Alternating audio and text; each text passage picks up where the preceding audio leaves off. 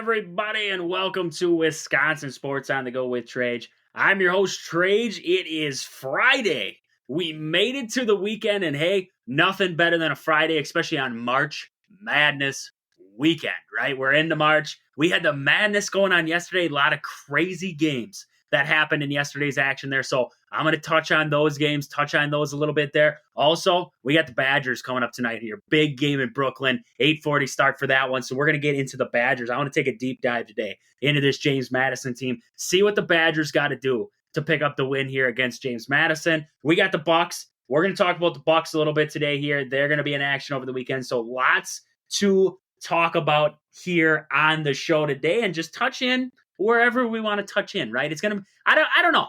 I don't know what we're going to get into today, but we're going to get into something here. So with that right away, I want to look at the Bucks. Bucks will be in action here coming up this weekend. That will be on Sunday.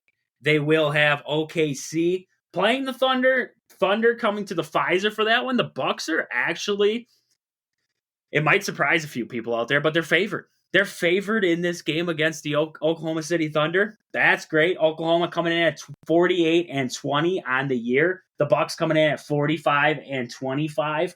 Bucks 26-7 at home. The Thunder, not bad on the road. They're 20-13 on the road there. Shai Gilgeous-Alexander, he's the guy to watch there for OKC. He's having a fantastic year. He's averaging about 30 a game right now and 54% from the field. This guy, he's ridiculous. He's ridiculous, if you ask me. This guy shooting the basketball. Shai Gilgeous will be the guy. If you want to watch a pretty good young team, this is the game you got to watch here with the Thunder and the Bucks. This will be a pretty good game here. We have, looking at the Thunder as a whole, you have the Shai Gilgeous-Alexander, like I said. You also have Jalen Williams. He's averaging about 19 a game right now. And then Chet Holmgren, another young guy, 17 points a game for him. Josh Giddey's averaging 11. And then Dort is averaging 10 for him. So a lot of good scoring pieces all the way around there for this Oklahoma City Thunder team. Bucks, Giannis did play against the Nets. I would expect Giannis to be out there for this game against OKC, so that will be good. If you're hungo, we need to get Giannis back into the lineup there. That's going to be huge for the Bucks there when he plays against OKC, because they're definitely going to need him there with some of the athleticism that Oklahoma City likes to play with. That's the thing when you look at the difference between a team like OKC and the Bucks, is that OKC's got they're built on athleticism, and the Bucks a little bit older, a little bit slower, right? And they did I was going to mention there, got the win against Brooklyn, bounced back against Brooklyn there on Thursday night, but this Oklahoma City team, I mean, athletic, they get after you, and that's going to test this Bucks team because, like we've talked about in the past, getting a little bit older, getting a little bit slower, kind of they're veteran-led, right? And this is a game that's going to prove what's going to prevail, right? The athleticism of the Oklahoma City Thunder or the veteran-led Milwaukee Bucks. That's going to be a big thing in this game here. So that game will be coming up Sunday, 6 o'clock on NBA TV from the Pfizer. Big game there for the Bucks, because right after that, they got the Lakers. 2 days later, they'll be taking on the Lakers. That game will also be at the Pfizer. So you have a couple of games here with Oklahoma and then the Lakers. Then you have the Pelicans too. So a little bit of Western Conference action there, but some very good teams in the Western Conference that the Bucks will be squaring off with. So we talked about measuring sticks before, right? This is you had that West Coast series there. You went 1 out of 4 games there. You won 1 out of 4. I mean, this is a stretch here where you got to see the Bucks put some big numbers, and they got to be able to win some ball games here to really put some of the naysayers away, right? Teams are still, analysts, whatever you want to say, they're still not high up on the Bucks. Is this team really a team that can compete with the Celtics? Whatever you want to say about them, this is a couple of games here where the Bucks can show like, hey, we beat some of the top teams from the West. We hung with the Celtics without Giannis. We have the pieces, right? We're still there. That West Coast, when they went on the West Coast, I think that kind of it brought people back down to earth. They started out after the All-Star break red hot, went on that West Coast swing, and it kind of came back down to earth there for a second. This is where you show people like, hey, we lost those games, but we're still a solid team. We're still a good team that's going to compete with the East. And that's what I think this series is going to do, or this couple game stretch here for the Bucks is going to do for them is really just solidify that spot there. So with that, getting out of the Bucks, I want to mention a couple of our sponsors first before we move on here. First, your hometown team, Century 21 Gold Key Realty. Call Peggy, Sue, or Anna to find your dream home, or if you're looking to sell. Find them on Facebook at your hometown team, Century 21 Gold Key Realty, or stop in and see them at their location in Marshfield. Also, Sports Scene, Sports Cards, and Memorabilia. Stop in there in the Marshfield Mall and see Al. He'll help you get any of your sporting cards, memorabilia, jerseys, model stock cards, whatever it is. He's got it all. Sports Scene in Marshfield. Also, Pittsville Farm and Home Center. At the store, they serve you anything from hydraulic hoses to red roses. Stop in and see the awesome crew at Pittsville Farm and Home Center in Pittsville, Wisconsin. But I wanted to just do a quick NBA standings update. Coming off of that Bucks win last night, the Bucks currently 10.5 games back of the Boston Celtics. The Cleveland Cavaliers are sitting 12 games back. They're behind the Bucks there in that third spot. Knicks coming in the 4 spot right now, 13.5, along with the Magic also sitting at 13.5 games back. Pacers, they're coming in 16.5 back in that 6th spot. Then we have the Heat and the 76ers at 17 games back. And then the Bulls and the Hawks, 21.5 and 24.5 games back. You wouldn't want to say that the Nets are out yet, 29.5 games back. They're on the outside of that 10 seed, but we're hitting the home stretch. It's getting, they got to pick up a lot of wins in a short amount of time, and they're 2-8 in their last 10. So not promising things out of the Brooklyn Nets right now. They find ways to lose ball games. Looking at the Western Conference, Oklahoma City Thunder coming in that 1 spot, followed by the Nuggets, half game back in the 2 spot. Timberwolves, game and a half back there in that 3. Clippers, 5 games back. Pelicans, 6.5, and the Mavericks sitting at 8 games back. Kings, Suns, Lakers, and Warriors all in that 7 through 10 spot there in the Western Conference. So, I mean, everything kind of, for the most part, shaking out the way that we expected in the Eastern Conference. 76ers losing Joel Embiid. That's dropped them off a lot. The Heat have never...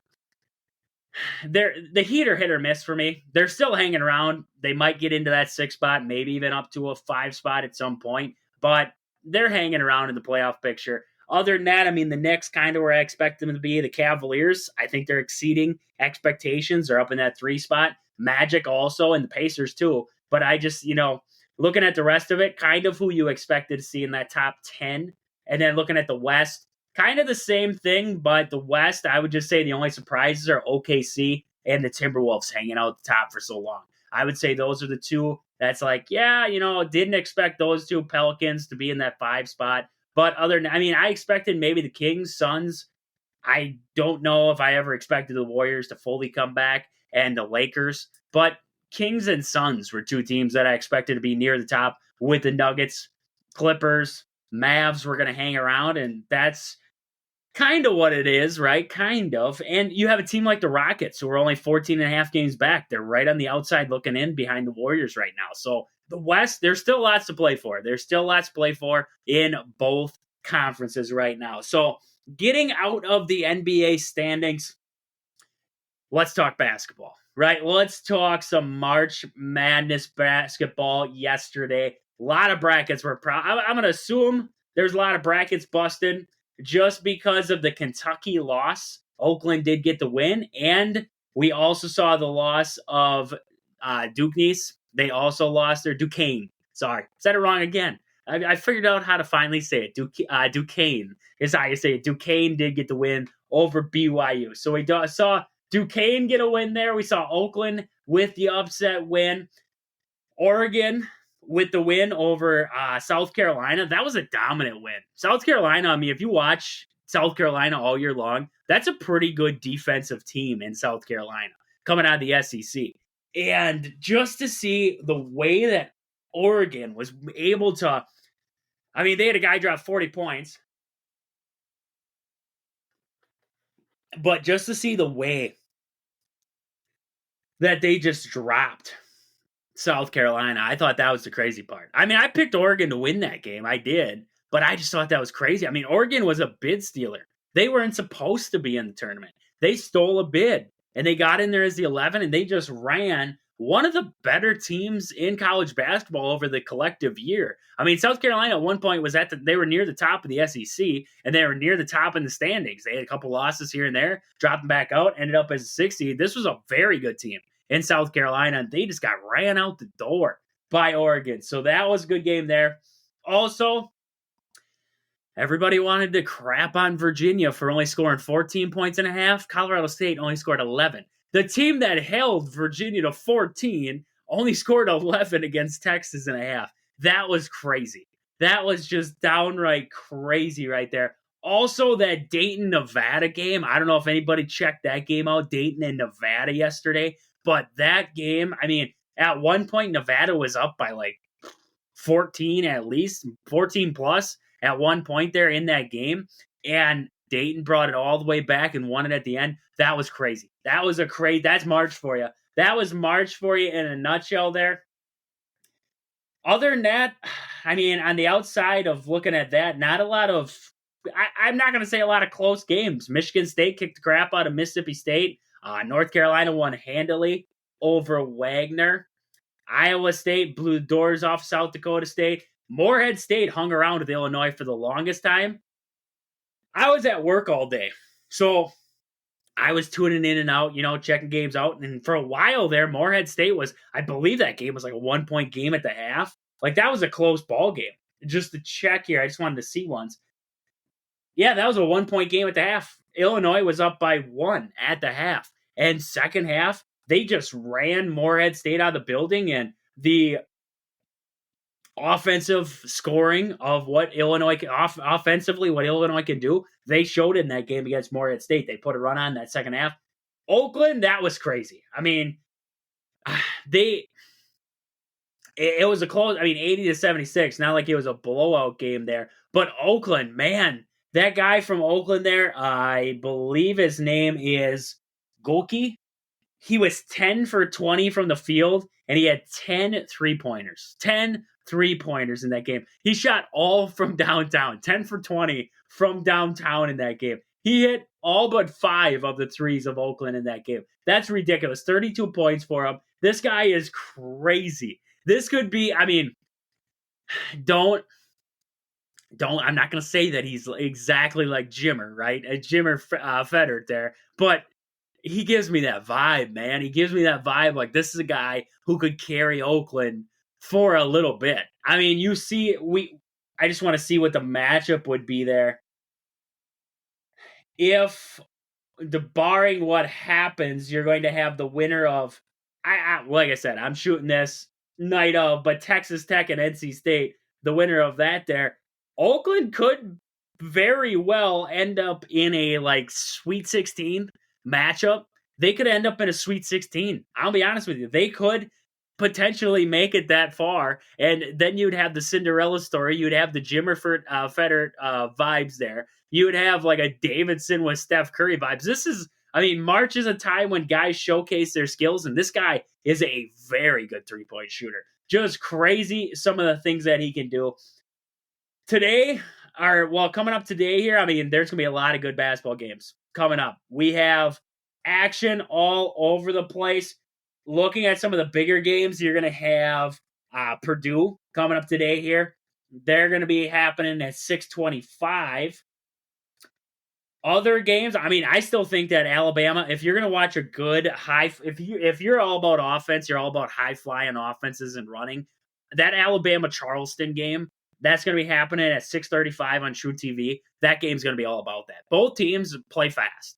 They want to push the tempo. They want to run with it. And, the way I picked it was Alabama just does it better than what Charleston does. But if Alabama goes cold, Charleston can hang around in that game because they love to play fast. They love to speed you up. They love to force turnovers. That could be a very good game there. Other than that, just looking around, I think New Mexico and Clemson is going to be a good game. I picked New Mexico to win that game, but I think it's going to be a good one. Outside of that, I was just trying to see any other games. Marquette will be in action today, coming up at 1. That'll be against Western Kentucky there for that one. Florida and Colorado, that could end up being a good matchup there. And then we have I really do think that FAU Northwestern game is going to end up as a good one. I think Northwestern will win it, but I I don't trust FAU, but they got the tournament experience, right? They returned everybody. They brought everybody back. That game between FAU and Northwestern could turn out to be a very good game. And then San Diego State UAB. I got UAB winning that one. That could be a very good game. Vermont and Duke. I picked Vermont to win that one. That game's going to be on CBS. That will actually be the game before the Badgers on CBS there. Vermont taking on Duke in that Brooklyn regional there. That Brooklyn region. So that could be a very good game too there between Duke and Vermont. And then everybody's telling me the Badgers and James Madison is going to be a great game. So definitely got to be tuning into that one, right? Well, we are already, so it doesn't matter. And then Nebraska, Texas A&M. I'm a little higher on Nebraska than what a lot of people are. I love what Tominaga has done with Nebraska there. I think he's an underlying factor and a star in this tournament. And also, I mean, we saw what Wiltshire can do off the bench for him. I think Wiltshire is going to be huge in ranked bass. That could be a good game, and I think that could be Nebraska versus Houston could be a very good game. I think it could end up as a very good game because I think Nebraska can shoot it. And I think they can shoot it well, and I think that would be a very good matchup with Houston there to see what Houston's defense can do against that. So lots of good games coming up today here yet in the Madness. The Madness is just beginning here. We got a lot. We got first round action coming up here. Like I said, that's happening today. And then tomorrow, the second round action starts on Saturday there. Sunday, a little bit more second round action. And we're just praying to see the Badgers play another weekend, right? We're just praying for it. So before I continue with the college basketball talk, I just wanted to mention a couple more of our sponsors here before I move on. First, Game Day Supply in Onalaska. Do you have a sports club or team? Are you looking for some sweet custom uniforms or apparel? Check out the awesome crew at Game Day Supply in Onalaska to help your team get the sweetest gear. Find them on Facebook at Game Day Supply or online at GameDaySupply.net. Also, Sport and Spine Clinic in Greenwood. Stop in there in Greenwood at Sport and Spine. If you've been injured lately, you need some physical therapy. And whether it was at work, on the court, on the field, whatever you were doing, sometimes this time of year, we're talking about ice this weekend. You slip, you fall, you hurt something. Stop in there, see Chad. He'll get you right. He'll get you back to work, back out on the court, back on the field, whatever it is. He'll get you back there. Sport and Spine Clinic in Greenwood. And also Marshfield Motor Speedways, located just 3 miles outside of Marshfield on County Road H there. Heading out west on County Road H, you'll see Marshfield Motor Speedways there. Great racing and family fun. Plan some fantastic summer days and nights at the track. So Marshfield Motor Speedways there in Marshfield, Wisconsin.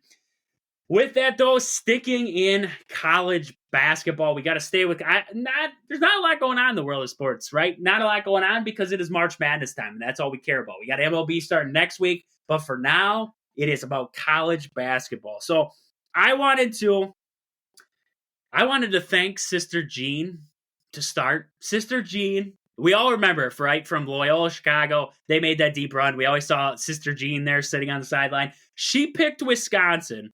And I couldn't even believe it when I saw the bracket. I shared it out there on the Facebook page because I was just like, this is my lady now. This is it. This is that gal, right? She picked Wisconsin all the way to the national championship, and I loved it. I loved every second of it. She's actually got 3 Big Ten teams in the Final Four: Wisconsin, Purdue, and Michigan State. She's got Wisconsin over Marquette and Purdue. I love it.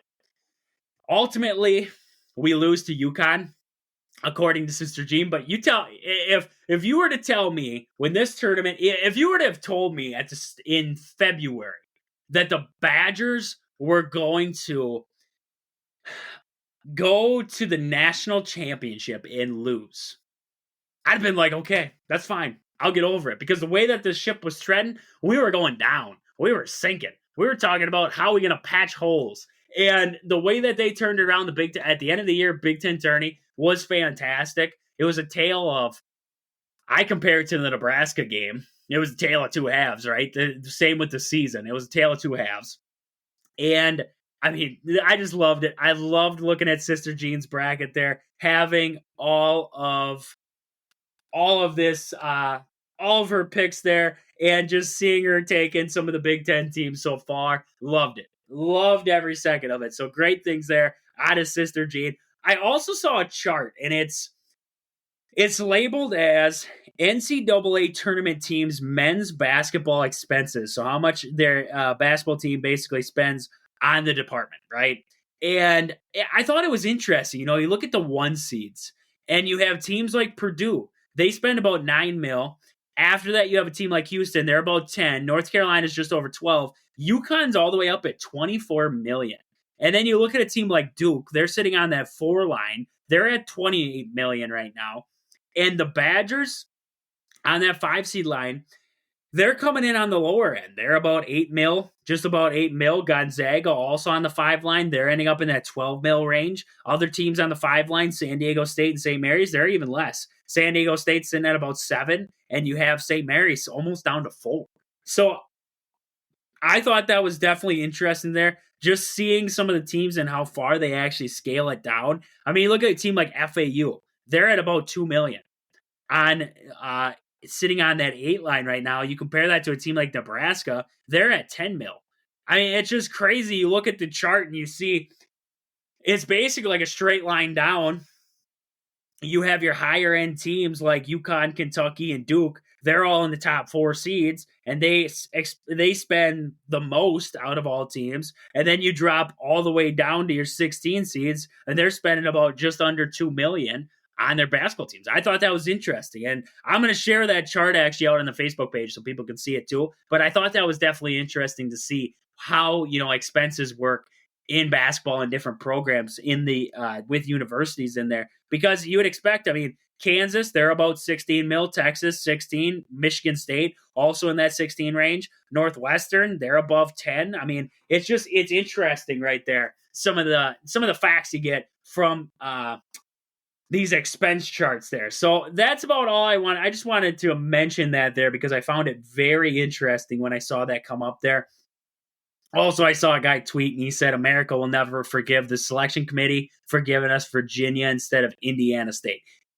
Indiana State, I love Indiana. I love the story of Indiana State. I love the team. I thought they were a good team. I'm not going to say they weren't a good team, but they didn't play anybody that great. Like, Virginia played good teams. Yes, they got blown out in some games. And some games they ended up winning. Like, that's the way basketball goes, right? But, I mean, I'm not going to... This Virginia team was... If you wanted the best brand of basketball, you're going to throw in your Blue Bloods, your Power 5, or whatever you want to say in basketball. I think it gets to like a Power 7. But your bigger conferences, you're going to throw in your top seeds. Indiana State had to steal... They were going to either steal a bid or they're going to win a conference tournament. That's it. I mean, we saw a team, Indiana State got in, or not Indiana State got in there, but Drake got in there, and Drake and Indiana State faced off this year. And I believe, if I'm not mistaken, I think Indiana State only beat them once. Yeah, they only beat them once. They were 1-2 against Drake, and Drake got in there as a 10 seed. I mean, so you're telling me you want to throw Indiana State on that same line? Because that's where Virginia was on the 10 line. You're going to throw Indiana State in there as a 10 seed? I don't think so. I think Indiana State was going to be in the field if Oregon didn't steal a bid. And there was a couple, I can't remember the list of teams that actually stole bids coming into the NCAA tournament, because that's a lot to remember, right? But there was more than just what we saw there with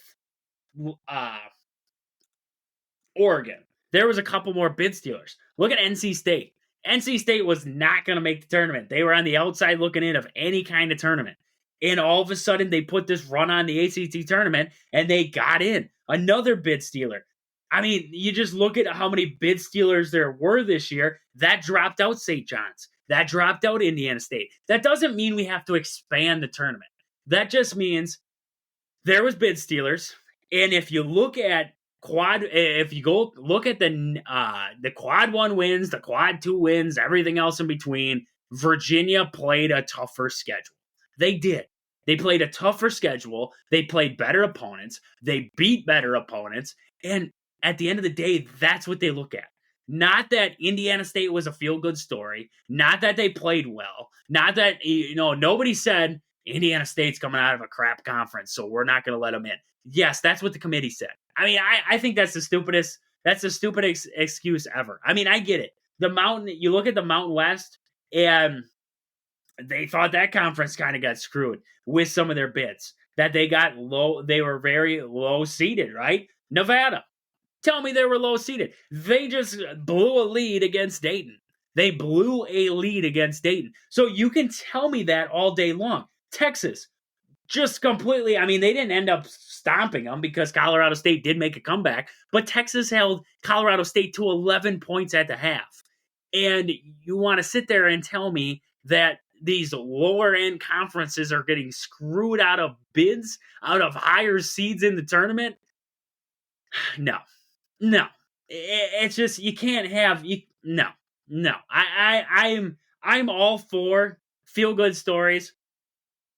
I thought Indiana State, the way that they played this year, deserved to be in the field. I thought so. I would have at one point I had them in the field. I did. They lost their conference tournament. Oregon and NC State stuck in the back door, and that knocked out a lot of teams. St. John's. I had St. John's in. I thought St. John's, like I'm talking about playing a tough schedule, St. John's played a tough schedule. If you were going to throw a team in above Virginia, don't give me Indiana State. Give me St. John's. If you want to give me a team that deserved to be in over Virginia, don't give me the crap of Indiana State. Give me a solid team. St. John's. Seton Hall. Seton Hall played look at the Big East teams. 3 teams. Providence, St. John's, and Seton Hall. All teams that could have been in the tournament field. They believe they got snubbed out. I agree. I think some of those teams did get snubbed out of a tournament bid. But don't give me the Indiana State. No. That's ridiculous. That's ridiculous. I look at all the memes out there. I get it. It's a feel-good story, but win your conference tournament, you're in. Take care of your own business. I don't want to see the tournament expanded just because people cry on the outside. Because you know what's going to happen? Say you expand this thing out 8 more teams, right? You add in more of these playing games. People hate playing games for some reason. I'm okay with them. Whatever. You want to have playing games? Have playing games. But say you add more playing tournament. You add more to the playing games. Okay? What happens to the next team out? They're going to complain. The team after that, they're going to complain. You can keep moving the goalposts backwards. But at some point, you just got to say, enough's enough. This is it. It's like college football. They're talking about 12-team playoff. Then they're talking about 16. Let's add a couple more. Before they even try the 12, we're going to bump it up again. How far do you want to take it? Are we going to get rid of the conference championship games? Is that what we're going to do? Because if that's the case, then let's just do it, right? The NCAA is, I've said it before with the NIL. I think it's stupid, ridiculous. I think it's all ridiculous now. But, the way that money's money. I get it. You want money. But the NCAA tournament is perfect.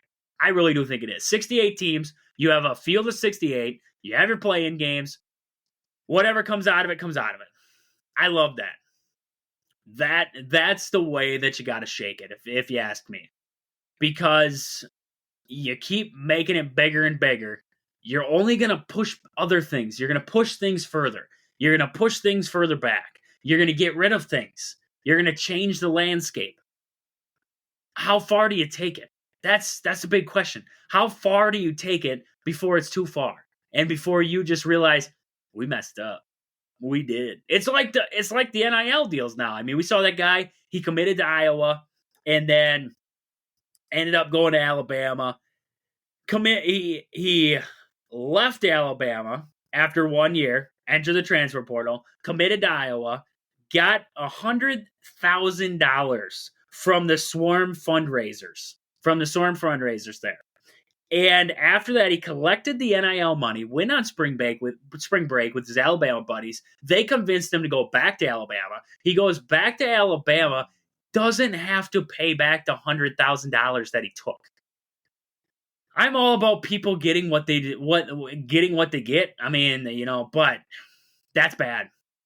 That's bad if you ask me. I mean, that, to my honest opinion, that's shame on that guy. I mean, to be honest with you, what's his name there? Caden Proctor. Shame on that guy, to be honest with you. I mean, you cheat a university out of money, you leave, and then you go back to another one, then you don't have to pay it back. That's why contracts need to be brought in. Some kind of contract system to hold players accountable to universities. Because right now, they're getting paid like professional athletes. They're getting paid like employees. They got to have some kind of stipulation, some kind of contract, some kind of rules that they have to abide by. I mean, bad on Iowa for giving them money right off the bat, I guess, but it's a whole messed up situation, and the NCAA has caused this by opening up a floodgate and not just easing into it.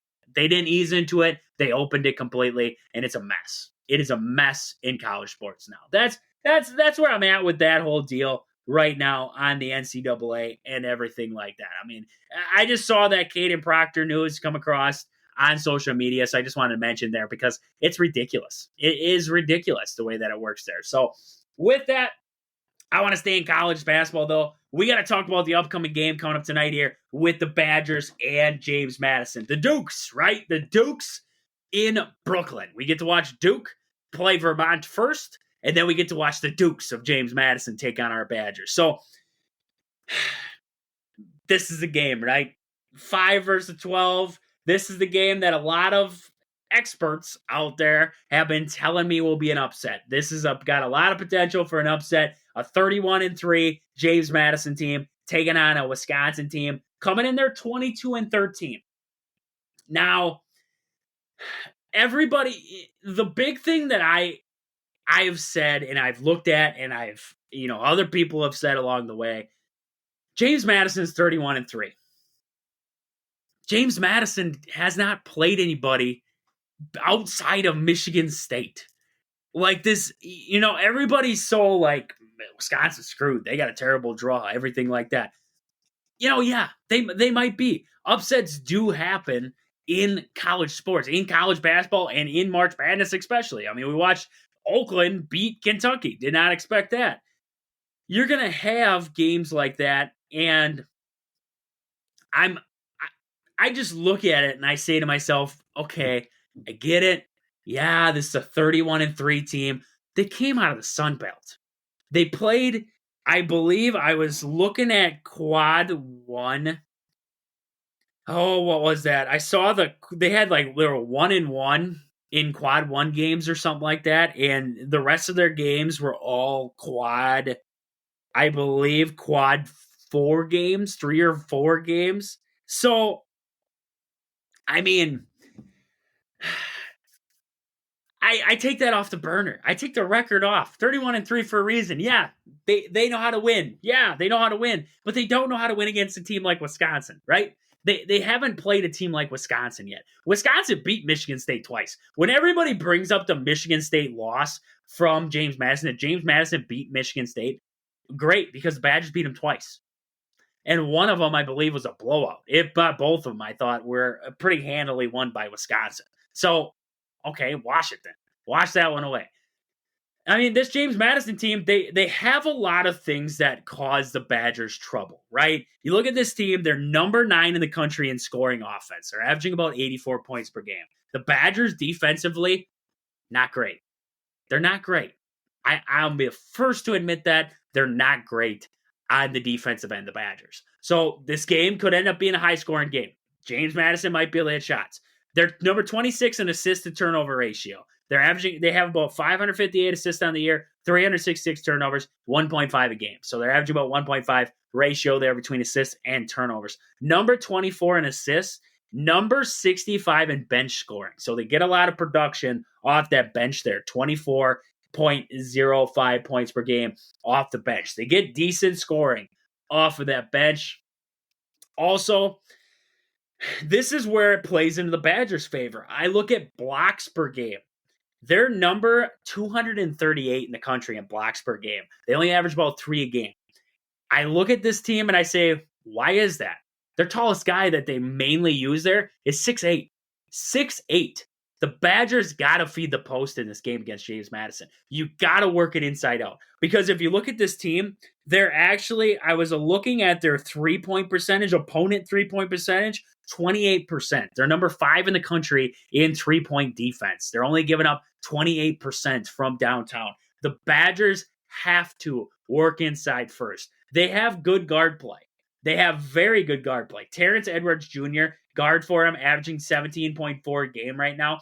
Great guard. And then also Friedel, 12 a game. They're very physical, athletic guards. That'll get after you at the three-point line. The Badgers got to work that baby inside. Whatever it takes to get Crowell and Wall involved in the post game is what the Badgers have to key in on this game. So I'm looking at the post in this one to be huge. This team in James Madison, they're averaging about 11 fast break points per game. So they don't turn you over a lot and have it translate to points, right? They turn you over a decent amount. They're number 36 in the country there in turnovers forced per game, 14.4. So they're averaging forcing about 14 turnovers per game there. So this team gets after you. They get after you on the defensive end, and they're going to try to turn you over. 14 turnovers a game. You can't get into a game where you're playing their pace. They want to run with you. They want to make this game high scoring. The Badgers have to avoid that. The Badgers can score. I'm not saying they can't. We watched that in the Big Ten tourney. I'm convinced in the Big Ten tourney, late in the Purdue game and in the Illinois game, they played well enough that they beat Purdue, but they played well enough that they could have beat Illinois. I thought they were gassed, to be honest with you. I thought they ran out of gas down the stretch there. And that's really what helped Illinois push the lead there and get out of there. You also look at injury-wise. You had Klesmit was banged up and Blackwell was banged up. That didn't help matters at all because those are two of your actually better defenders on your team. And those two being out, especially in the guard position, when you play a team like we saw with Illinois, but also in this team here, it's going to be important to have healthy guard play because these guards for James Madison, they get after you. Like I said, Terrence Edwards and Friedel, both, very good three-point shooters along with that, both above 35%. Edwards is averaging about 35% from downtown, and then Friedel is about 37%. Julian Wooden, he's a forward for him. He's about 40% from downtown. This is a good three-point shooting team also in James Madison. They're number 48 in the country in three-point percentage, 37% on the year. That's a pretty good three-point shooting team if you ask me. So you have to, if you are a great guard and the Badgers, your guard play has to be good in this one. You have to constantly be all about checking these guys out, especially on the three-point line. Make them put it on the deck. Make them try to bring it inside. Force the issue in this game. Get after guys. I would love Chucky in that game against Purdue got all after Braden Smith, and I would be okay in this game against James Madison if Chucky and other guards get up after these guards before they get across the half court. Try to prevent them from getting in their half court sets and try to limit what they can do on the offensive end there then with limited shot clock. I would do that, honestly, is trying to slow them down, getting that ball across the half court. So I think that's going to be a big thing in this one. Looking at shooting, staying on the shooting side of it, this team's number 26 in the country there in field goal percentage. They're averaging about 48%. And then opponent field goal percentage, they're 45th in the nation. They're giving up about 41% from the field. Teams who beat James Madison will have a solid postgame. They got to be able to work the postgame. This is a team that gets after the glass. Even though they're undersized, they still average about 38 rebounds per game. So they still get after the glass there. It's not like this team is undersized and overwhelmed in games. They still get after you. Even with their limited size, they'll still get after you. So in this roster for James Madison, they go deep. They have about 8 guys that they play a majority of the minutes here. I was just looking at it there. They have about 9 guys that they will put into ball games. Guys have played some sparing minutes here and there, but a majority of their guys, there's about 8 to 9 guys who are going to play some minutes for this James Madison team. So they go deep. They're going to be able to keep coming at you. How do the Badgers respond? Do the Badgers go deep on the bench? Are we going to be okay using a guy like Carter Gilmore in a game like this? That's going to be a big thing. We didn't see Carter Gilmore for a while, but I was convinced at the Big Ten tournament, Carter Gilmore is a big reason why we won some of those games. We look at the Purdue game, had some big plays. Even against Illinois, played very good. He kept the Badgers in it for a while. So I'm looking at the Badgers' depth in this game and saying, how deep are we willing to go? Because you can't burn yourself out. You got a game, you can't look ahead, right? So but you can't burn yourself out in this game so that late in this ball game here, if you're in a running match or you get, say, to overtime, you can't rely on guys who have played 30-some minutes that night already to be able to just keep on trucking out there, especially against some physical athletic guards. You're going to have to be able to rely on the bench in this one to be able to help you out there. So that's a big thing that I'm looking at when I look at this team. It's a tough matchup. It is definitely a tough matchup. I'm not going to say, I said earlier how James Madison didn't play in a good conference and everything like that. That washes this time of year. This is a good team. This is a good team from James Madison, and the Badgers will have their hands full. I think the Badgers can definitely win this game. I think they can win it handily, but I think they got to do it in their own way. The Badgers have to avoid settling for shots, settling out at the three-point line, and working that ball inside. Beat guys off the dribble, get to the basket, do your thing. The things that won you games in the Big Ten tournament will win you games in March here. We'll win a game against James Madison. We'll win a game against Duke if they win that game. We'll get you in a game against Houston. The Badgers need to continue to move the basketball, rebound the basketball, play. This is self-explanatory, but play more physical than the opposing team. They have to continue to do those little things along the way and not take bad shots. That's a big thing for me. AJ Storr, I love him, but the guy needs to stop settling into taking bad shots, not in rhythm. When you work inside and there's a kick out from Crowell and Storr fires up a three, that's okay with me. That's a good shot. When you have a step back three from the top of the key that's about 10 feet deep and it's not needed in that situation, that's where I run into issues. So the Badgers have to settle for smart shots in this game. If you're going to take a shot, it's got to be a smart one. It's got to be. Chucky Hepburn has to be big. That's a guy I'm watching 100%. That's one of my players to watch because Chucky, the way the Big Ten tournament went, Chucky was that guy for the Badgers there in a couple of those games there. He needs to continue to be that guy. AJ Storr, he's got to bring that athleticism to you, the boost that you need, right? His highlight dunks can fuel a team. So you got to have a big game out of AJ Storr. Steven Crowell has got to be big. And when I say big, he has to play like he's the biggest guy on the floor. There's lots of times that Steven Crowell will go up against a smaller defender, and you wouldn't think that that guy's smaller than Steven Crowell. Steven Crowell has to play like he's the biggest guy on the floor because he is, and that's how he's got to play in this game. Tyler Wall's got to step up in this game for you. You look at this team, they have a couple of decent, like I said, Julian Wood in there. They also have a couple other guys there in Carey and Bickerstaff. Defensively, Badgers got to step up in this game. The Badgers defense has struggled this year. In this one, you're going to need it. Just like you saw against Purdue, you play like you did against Purdue against James Madison, you're good. You're good. You resort back to little defense, settling for shots, and all that crap that we saw in the second half of the year. This will be ugly. This will be an ugly game, and I don't want to watch it. To be honest with you, I don't know if I want to watch it because that could be a struggle fest. So the Badgers, I'm looking at Chucky Hepburn, I'm looking at Crowell, and I'm looking at Tyler Wall. Those guys got to come up big. AJ Storr, Klesman, your other guys, I need them to be role players in this game, hit big shots when they're there for them. But you have your big guys there. You have Chucky Hepburn, you have Steven Crowell. Those guys, when those guys go, when those guys are scoring, the Badgers win ball games. And that's what we need to see from the Badgers here. So with that, big game. Big game coming up tonight here, 8:40, approximately 8:40. Depends on when that Duke-Vermont game ends. But big game coming up there for the Badgers taking on James Madison. If the Badgers win, I think I'm going to do a little preview show for the Badgers and whoever they would play in that second round there. So hopefully I'm back with you on Saturday there because Saturday I will give you the preview of that game, whoever it is, Duke or Vermont. I'll be there for that preview for you there. So with that, this has been Wisconsin Sports on the Go with Trage.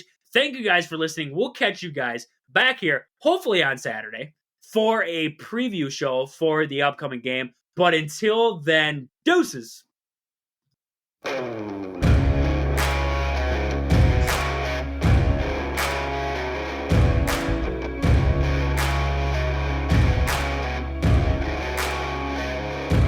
Yeah, oh my Lord, watch me sway. Darkness falls and we all pray, hoping for the light of day. Down to the river I have held the devil